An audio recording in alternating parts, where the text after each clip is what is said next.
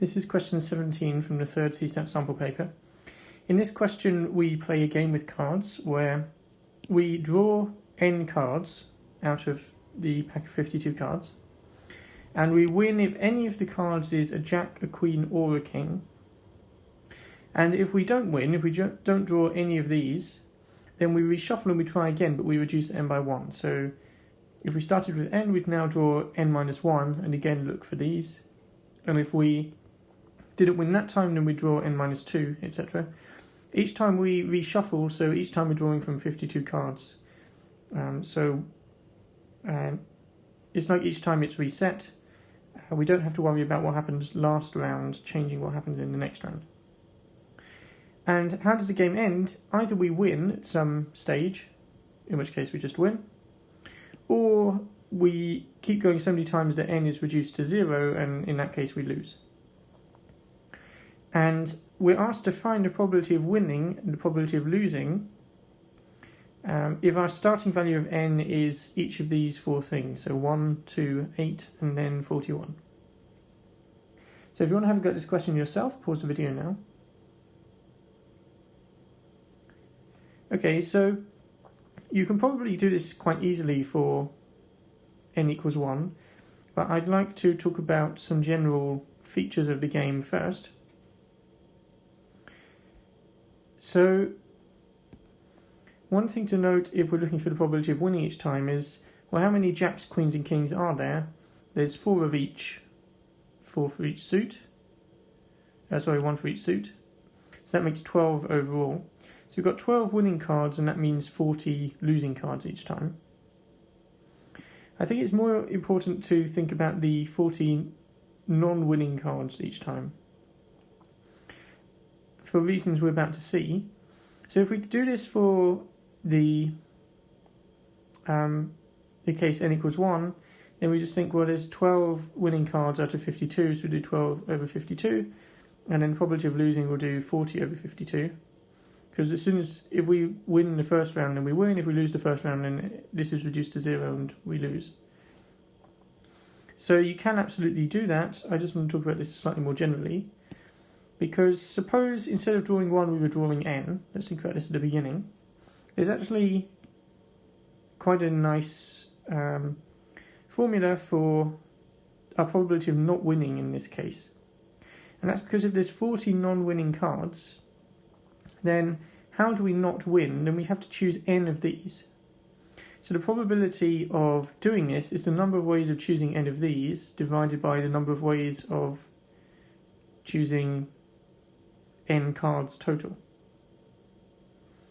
And that means it's 40 choose n on the top divided by 52 choose n on the bottom, where this is the number of ways we can choose n without winning, without getting jack, queen or king, and this is the number of ways we can choose n total.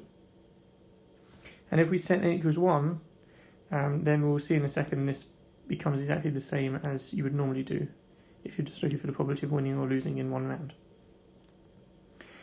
So why did I decide to look at the probability of not winning?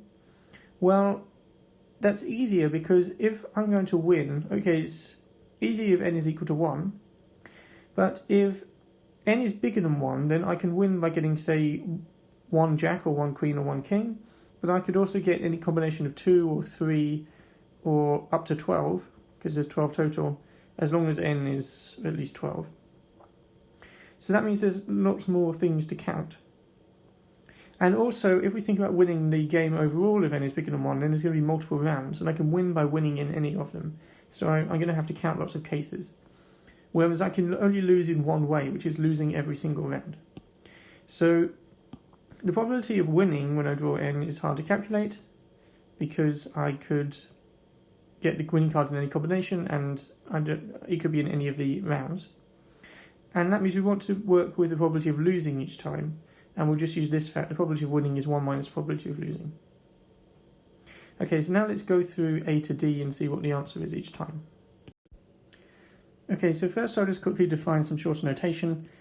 So P subscript K of L, which I mean to interpret as the probability of losing if I start with n equals k, is exactly what I've written, the probability of starting with n equals k and then losing. And then if this is a w, that's just the probability of winning if I start with k, which is 1 minus the probability of losing. Something else we'll just note here so we can use it later is what we said before, the probability of, if we're doing one round and we're drawing n in that round, then this is the probability of not winning in that round. So now we've got those to refer back to, and we'll start with, well, one thing to mention is where I've got the probability of losing each time, that means I'm not winning in any of the k rounds. So we have to remember that losing means not winning in each of the rounds. So it's not losing in one round, it's not winning in each of the rounds and then eventually getting to n equals 0 at the end because you didn't win enough times. So if we think about the probability of losing if we start with n equals 1, well, that's just going to be the probability of not winning in one round where we start with n equals 1, so we draw one card and we don't win. And we can use this formula just to practice, but we're going to be sticking in n equals 1, and then 40 choose 1 is just 40, and 52 choose 1 is just 52, so it becomes this, and then that's going to cancel because there's a factor of 4 top and bottom, it cancels to 10 over 13. And if we want the probability of winning, that's going to be 1 minus that, which is 3 over 13. And these should have been obvious anyway, because if we imagine a suit of 13 cards, 10 of them will win and 3 of them won't. Sorry, other way around. 10 of them won't win and 3 of them will.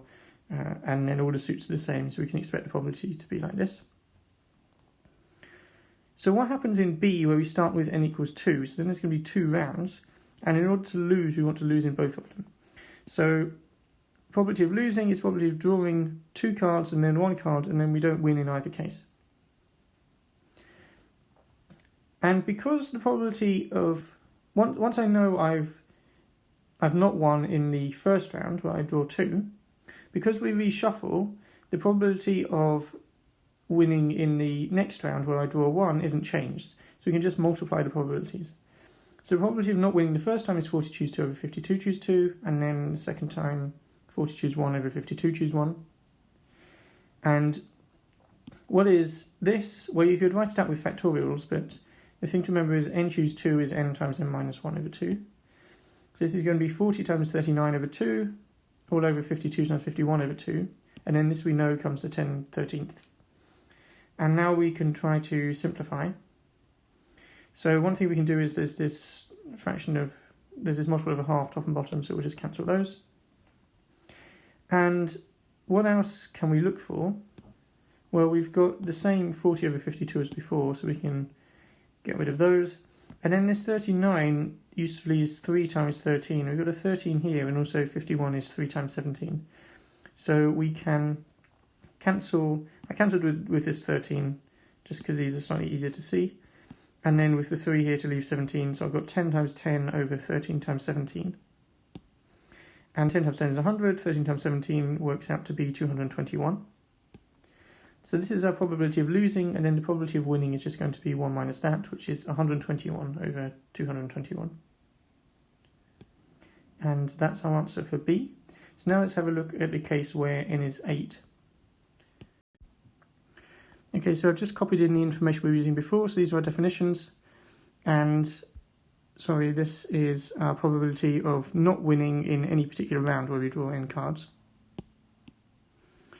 So now let's look at the case where n starts at 8. Well, what do we have to do to lose in that case? We have to not win when n is 8, and then when it's 7, and then when it's 6, etc., all the way down to when it's 1. So we'll write this.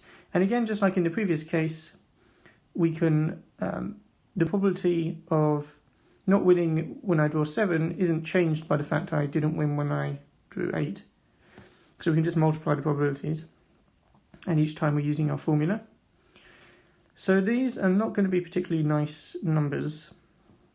These are going to be quite large, both top and bottom, when we have 40 choose 8 and 52 choose 8. So you might hope that there's some nice way of cancelling all this. I'm going to call this star so I can refer back to it later. So let's try to rewrite it and see whether it is simplifiable. So one way of doing that might be to think about the factorials. Let's write these in terms of factorials and see if anything cancels. So if I just do this for n for now, then we have 40 factorial over n factorial 40 minus n factorial on top, and similar for 52 on the bottom. And we do see that the n factorials will cancel, and then we can move this to the bottom and move this to the top, and we get this expression. And we're multiplying all these together for n between 1 and 8. So there's a few ways of trying to rewrite this. One might be, we've always got this factor of 40 factorial over 52 factorial, so there's going to be 8 of those. And then on the top we have everything from 51 factorial down to 44 factorial, and on the bottom 39 factorial to 32 factorial. But it's hard to see anything nice happening with this. So if, for instance, this had gone down further than 44 and this had gone up higher than 39, then they would start to cancel with each other. As it stands, okay, they are going to cancel. So for instance, 44 factorial is 39 factorial times all the numbers between 40 and 44. But in general, that's not going to be particularly nice. And also we've got this horrible expression here. So another way of trying to do this might be, okay, we look at all these terms, say 40 factorial over 40 minus n factorial, and likewise 50 factorial over 52 minus n factorial on the bottom. We could think of that as coming from here. So we can try doing this, and this one, for instance, is just 40, and the next one's going to be 40 times 39. So we could write that out. We have 40 times 39 times, all the way down to, well, the last factor left on the top would be 33, because everything from 32 down cancels. So we have this, and then similar on the bottom. So we can try to check whether things will cancel nicely here. It turns out that's not going to happen. One way to see that is, well, each of these brackets from here on down has a 51 in, which has a factor of 17. And there aren't many factors of 17 on the top to cancel with them. So we're going to have 51 to the 7 here, so that means a factor of 17 to the 7. On the top we get 34 from this bracket and the previous one, but no earlier brackets. So that's 2 factors of 17, so we have, whatever our final fraction cancels to, it's going to have 17 to the 5 on the bottom. So it's not going to be a particularly nice number. And you can also see, because there's 38 in 6 of the brackets up here and no multiple of 19 on the bottom, you're going to have 19 to the 6 on the top. So it's not going to cancel to anything nice. And that means we basically want to leave what we wrote here in its current form. So when they give you this question, it's hard to tell exactly what they want you to do. Do they want you to cancel or not? So they just say to give the probability, so they haven't said to simplify it. It turned out in A and B that it did simplify, in which case you probably want to do that. But in this case, it doesn't simplify, so you'll just have to write it as nicely as you can, and this is enough, even with the ... because it's clear exactly what you mean. Okay, so that means this is the probability of losing, in the case where we start with 8, and then the probability of winning we'll just write as 1 minus this. It's also worth noting here, well, we might think, well, maybe this will cancel to something nice, even if this doesn't. Well, that can't happen, because if this cancels to something nice, then this will just be 1 minus something nice, which also ought to be nice. So if you think about what's on the bottom, for instance, if this cancels to something nice, then we could get a denominator of, I don't know, say 6 or something, and then if we do 1 minus that, that gives us a denominator of 6 for this, and we know that can't happen. So neither of these can cancel nicely if the other doesn't. Okay, so now, finally, let's look at D. D asks for the probability of us losing if we start with n equals 41. So it's possible you've already figured out what happens here. You might wonder why they're asking for an even bigger number than 8. We already found 8 was messy. Why are they just asking us to do all this again? But there is something special that happens in this case. Can you think what it is? Well, if we imagine putting 41 into these formulae, this function wouldn't actually make sense. 40 choose 41 doesn't make sense. The bottom has to be larger than the top. So everywhere I've used this, I've actually been assuming that n is smaller than 40.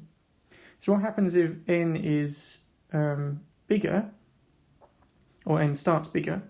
Well, remember there's only 40 non-winning cards in the pack. all the ones that aren't jacks, queens or kings. If we take 41 cards, then we have to have at least one jack, queen or king. There's no way of getting all of them non-winning because there's only 40 non-winning cards. So that means the probability of losing is just 0. You can't choose 41 cards and have them all not win because there's only 40 non-winning cards. So it's good to write an explanation for why that's true. We have to pick a jack, queen or king in the first round.